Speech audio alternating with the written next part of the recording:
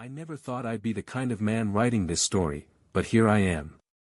For 10 years, I believed my wife, Anna, and I had a strong, unshakable marriage. We had built a comfortable life together, shared dreams, and laughed through late nights at the kitchen table. But all of that started to collapse the day I noticed something strange. Anna had begun staying out late, claiming she was working overtime. At first, I believed her. Why wouldn't I? She'd never given me a reason to doubt her before. But her excuses grew thinner. Her phone, once casually left on the counter, was now glued to her hand. And then there were the new dresses, expensive, elegant, nothing like her usual style. The final straw came when I overheard her on the phone one evening. She was whispering, her tone playful and nervous, nothing like the woman I thought I knew. The words that made my stomach drop were, "I'll see you tomorrow, and don't worry, no one suspects a thing." That night, I couldn't sleep. My heart pounded with suspicion and dread. I knew I had to find out the truth. The next day, I told Anna I had an early meeting at work. In reality, I parked a few blocks away from her office and waited. My palms were sweating, my stomach twisted, but I had to know. Sure enough, just after lunch, Anna walked out, not with her coworkers, not carrying files, but dressed in one of those new outfits. She looked around nervously before getting into a sleek black car waiting at the curb. I followed at a distance, every nerve in my body on edge. The car drove across town and stopped in front of an exclusive restaurant, the kind where the cheapest bottle of wine costs more than my monthly car payment. When the door opened, I saw him step out, a man at least 60 years old, silver hair, designer suit, and the smug confidence of someone used to buying anything, or anyone, he wanted. Anna got out of the car, smiling in a way I hadn't seen in months. She kissed him on the cheek as if it was the most natural thing in the world. My chest tightened. My wife, with a man old enough to be her father. But as I snapped a photo with my phone, one thought kept echoing in my head: who is he, and what does he want with her? I sat in my car across the street, gripping the steering wheel so tightly my knuckles turned white. My wife was laughing at his jokes, touching his arm, acting like she belonged in his world of wealth and power. I wanted to storm in, drag her out, demand answers, but something stopped me. The way the man looked at her, it wasn't love. It was possession. Like she was just another prize in his collection. I decided to wait. They stayed inside for nearly 2 hours. When they finally came out, Anna clung to his arm, her face glowing as if she was enchanted by the lifestyle he dangled in front of her. He opened the door of his luxury car, and they drove away. I followed again, heart racing. They stopped not at a hotel, as I feared, but at a massive mansion on the outskirts of town. The kind of house you only see in magazines: tall gates, marble columns, manicured gardens. She disappeared inside with him, and I sat there in the shadows, boiling with betrayal. But then I noticed something strange. A security guard at the gate spoke quickly into his radio when they arrived. Not about a guest, but about her. Like she was being tracked. That night, I made a decision: if I wanted the truth, I'd have to find out who this millionaire really was. The following morning, I couldn't focus on anything. Not work, not food, just the image of Anna walking into that mansion with a man twice her age. I started digging. First, I ran his license plate through a contact of mine who worked in private security. The name that came back made my stomach tighten even more: Victor Halloway. Of course I'd heard of him. A self-made millionaire who had built his empire in real estate and shady investments. He was known for buying failing companies, gutting them, and walking away richer while thousands lost their jobs. People said he had connections in every dark corner of the city. But what made my blood run cold wasn't just his reputation, it was the string of scandals surrounding him. 3 marriages that all ended abruptly. Rumors of women who disappeared after getting too close. And whispers that his money wasn't the only thing keeping him powerful, he kept secrets. Dangerous ones. The thought hit me like a punch. Anna doesn't know who she's dealing with. I wasn't sure if she was chasing his wealth or if he was luring her with promises, but either way, I knew this would end in disaster. So, instead of confronting her right away, I made another choice. I would get close enough to uncover the truth about Holloway, and then decide if Anna even deserved to know. That evening, I parked a few streets away from Holloway's mansion and waited. From where I sat, I could see the lights flickering inside, shadows moving across the windows. My chest burned every time I pictured Anna inside with him. I needed answers. So I called the same security contact who gave me his name. After a pause, my friend lowered his voice and said, "Asterisk, you don't want to mess with this guy. People who do, vanish. Asterisk." But that only made me more determined. Later that night, I watched as Anna finally came out. She looked shaken, not glowing and flirtatious like before. Her steps were hurried, her face pale, and she kept glancing over her shoulder. Holloway didn't follow her. He just stood at the doorway, watching. His expression wasn't affectionate. It was cold. Almost threatening. Anna got into her own car this time and sped off. That's when I realized something important: she wasn't just cheating. She was in over her head. The question that haunted me wasn't just why she cheated, it was what did Holloway have on her. And I was about to find out. The next morning, Anna acted as if nothing had happened. She hummed while making coffee, kissed me on the cheek, and talked about grocery lists. But I couldn't stop staring at her, wondering how much of it was an act. When she left for work, I followed again, this time keeping further back. Sure enough, she didn't go near her office. Instead, she drove straight to Holloway's mansion. But something was different. She didn't smile when the gates opened. She didn't rush to greet him. Instead, she hesitated, almost trembling before she went inside. I decided to take a risk. Parking my car a block away, I slipped past the side fence when the guard walked off for his smoke break. My heart pounded as I crouched behind the hedges, inching closer until I had a clear view of the windows. Inside, I saw Anna sitting across from Holloway in what looked like a lavish study. His voice was muffled, but I caught fragments through the cracked window. "You owe me. Don't forget what I can reveal, your husband would never forgive you." Anna buried her face in her hands, shaking her head. That's when I understood, the millionaire wasn't just her affair. He was blackmailing her. My stomach sank as I crouched lower, straining to hear. Anna's voice trembled, almost breaking. "Please, Victor. I told you, I made a mistake. You can't use this against me forever." Victor Holloway leaned back in his chair, swirling a glass of brandy with that smug, icy smile. "Oh, Anna, mistakes are expensive. And secrets? Even more so. Unless you'd rather your perfect little husband know the truth about where all that money came from." "Money?" My chest tightened. "What money?" Anna whispered something I couldn't catch, but Victor cut her off sharply. "You're in too deep now. You took what I offered, and if you walk away, I'll expose everything." She looked trapped, terrified. My wife, who I thought was simply lured by luxury, was being cornered like prey. And that's when it clicked. This wasn't about love, or even lust. It was leverage. Whatever Holloway had on her, it was big enough to destroy everything she had with me. I snapped a photo of them through the glass as proof. My hands shook, but my mind was clear. I had to uncover what Anna had done before Holloway used it to shatter our lives. That night, Anna came home late again. I pretended to be asleep, though my mind was racing with the words I'd overheard.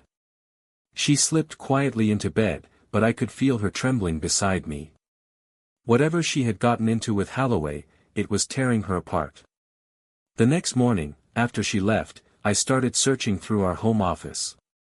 If Holloway had leverage on her, there had to be traces. And then, in the bottom drawer of Anna's desk, hidden beneath a stack of old receipts, I found it: bank statements. Huge deposits. Tens of thousands at a time. Money that had no explanation. The dates lined up perfectly with the days she claimed to be working late. I felt sick. She wasn't just seeing him, she was taking money from him. But why? Digging deeper, I discovered another document tucked inside an envelope, a contract, signed by Anna. The heading at the top made my blood run cold. Confidential Agreement of Non-Disclosure, Property Transaction, Victor Holloway. A property transaction? Why would Anna be tied to one of his deals? Then I saw it, her signature right next to his.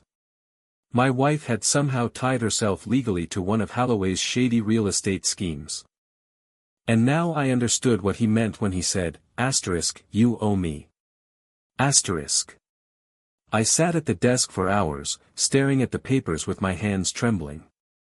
My wife hadn't just cheated, she had bound herself to Holloway legally, financially, maybe even criminally. By the time Anna came home that evening, I was ready.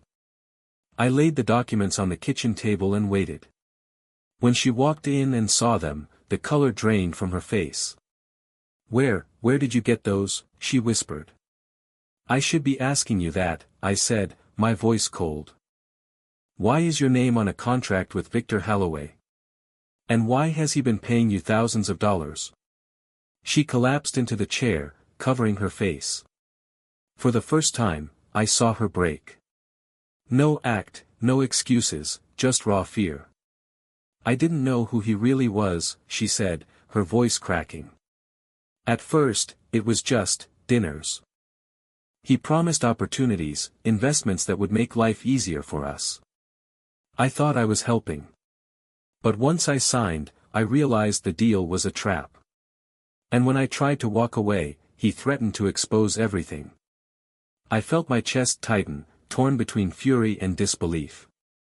"So you let him own you? You let him buy you?" Tears welled in her eyes. "I didn't mean for it to go this far. But if his secret gets out, it's not just me he'll destroy. It's us. Both of us." Her words sent a chill down my spine.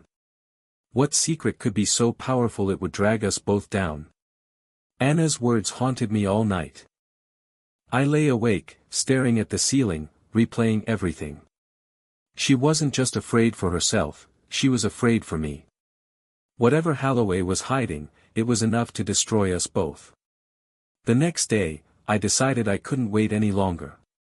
I went to see an old friend of mine, Daniel, a journalist who had spent years digging into corrupt businessmen. If anyone knew about Holloway's skeletons, it would be him.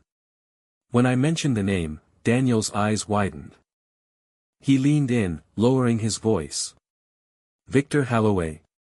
You need to stay away from him. I've been following his trail for years. Real estate fraud, embezzlement, bribery, you name it. But here's the thing, no one can touch him. Every time someone gets close, the evidence disappears, or the people do." My stomach tightened. "So what's his secret?" Daniel hesitated, then pulled out a file from his bag. Inside were newspaper clippings, photographs, and court documents. He tapped one photo in particular, Holloway standing with a group of city officials, all smiling at a ribbon-cutting ceremony. "He doesn't just own properties," Daniel said. "He owns people.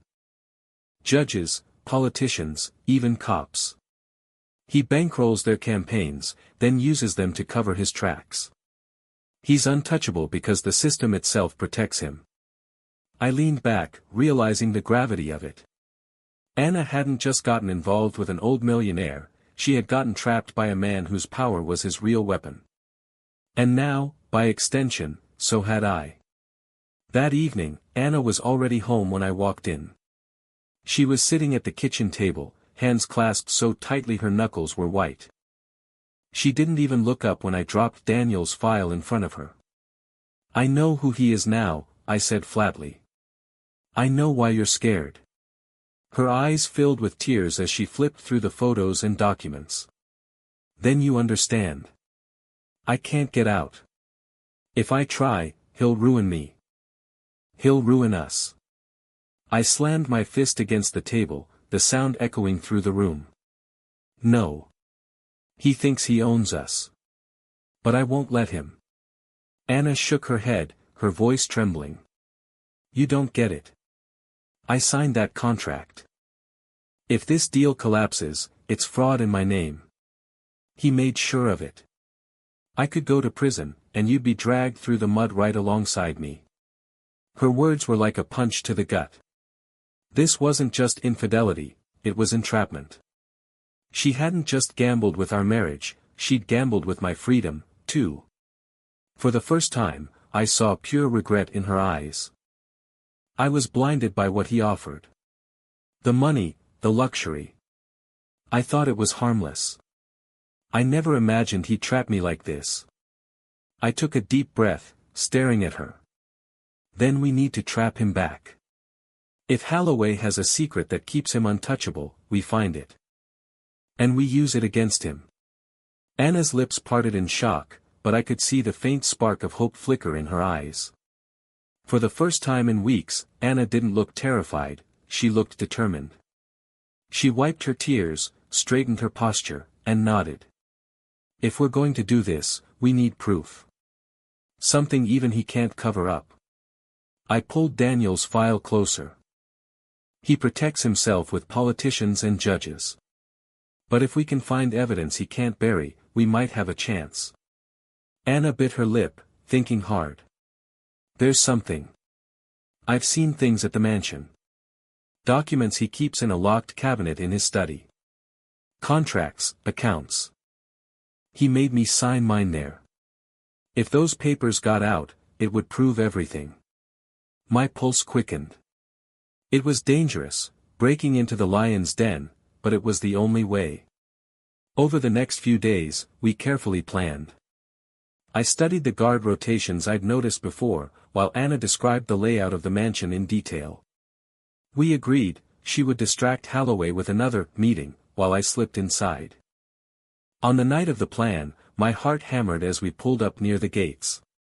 Anna gave me one last look, her face pale but resolute. If anything goes wrong, just run. Don't look back. I squeezed her hand. No. We finished this together. As she walked through the gates toward the mansion, I slipped into the shadows, ready to uncover the secret that had chained us both. The mansion loomed over me like a fortress, but adrenaline drowned out my fear. I waited until the guard turned the corner for his routine patrol, then slipped through the hedges and crept toward the study window Anna had described. Inside, Holloway sat with her, swirling another glass of brandy, his smug voice dripping with control. You'll never leave me, Anna. Not unless you want your husband wearing handcuffs next to you. I clenched my fists. Not this time. When I slipped into the study through a side door, the cabinet stood exactly where Anna said it would be. I picked the lock with shaking hands, praying the noise of their voices covered mine. Finally, it clicked open. What I saw inside stopped me cold. Dozens of files. Bank transfers to offshore accounts. Bribes listed next to the names of judges and city officials. And worst of all, contracts just like Anna's, with signatures of other women who had clearly been trapped the same way. I stuffed as much as I could into my bag, my pulse racing. Suddenly, Anna's voice cut louder through the door. I'm done, Victor. You can't own me anymore. The brandy glass slammed against the table. His voice turned cold. Then you've just signed your death warrant. That was my cue. I burst in, holding up my phone, recording everything. It's over, Holloway. Every word, every paper, every bribe, you're finished. For the first time, I saw fear flash across his face. Within days, Daniel published the evidence. Headlines exploded, officials scrambled, and Holloway's empire crumbled overnight. He was arrested for fraud, bribery, and extortion. Anna stood beside me, shaken but free. She wept as she said the words I'd longed to hear. I should never have let his money blind me. I almost lost everything that mattered. And though I could never erase the betrayal, I saw the depth of her regret. She had chased a millionaire's world, only to learn that his secret would have destroyed us both. But in the end, it was his downfall, not ours. The fallout was nothing short of explosive. News outlets ran Holloway's name on every screen, every front page. Politicians who once shook his hand now scrambled to distance themselves, claiming ignorance. The man who thought he was untouchable had been stripped bare for the world to see. But for me, the victory was complicated.